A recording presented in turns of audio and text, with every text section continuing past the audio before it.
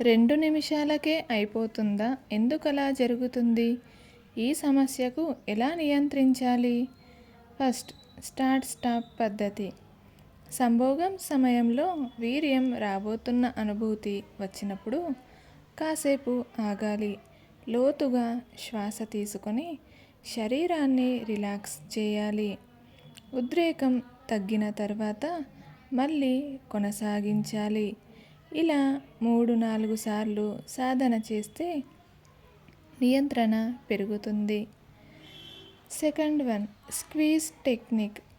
వీర్యస్రావం దగ్గర పడుతున్నప్పుడు పురుషాంగం తల భాగాన్ని మెల్లిగా 5-10 సెకండ్లు నొక్కి ఉంచాలి. దీనివల్ల ఉద్రేకం తగ్గుతుంది. థర్డ్ వన్, లోతైన శ్వాసాభ్యాసం. వేగంగా శ్వాస తీసుకోవటం వల్ల శరీరం త్వరగా స్పందిస్తుంది. కాబట్టి నెమ్మదిగా లోతుగా శ్వాస తీసుకుంటూ మనసును ప్రశాంతంగా ఉంచాలి. మూత్రాన్ని ఆపుతున్నట్లు కింద భాగంలోని కండరాలను బిగించి 5 సెకండ్లు ఉంచి వదలాలి. రోజుకు 15-20 సార్లు చేస్తే క్రమంగా నియంత్రణ పెరుగుతుంది. ముందుగా ఫోర్ప్లే సమయం పెంచడం.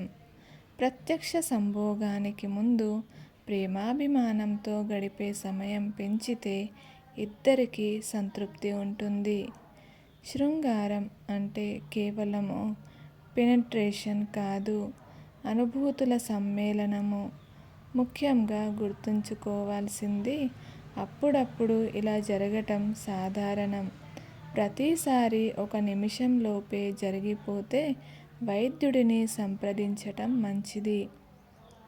సరైన మార్గదర్శకంతో మందులు లేదా కౌన్సిలింగ్ సహాయం చేస్తాయి. ఇది లోపం కాదు, సాధనతో మార్చుకోవచ్చు. ఆత్మవిశ్వాసం కోల్పోవద్దు. శరీరాన్ని అర్థం చేసుకుంటే నియంత్రణ కూడా వస్తుంది.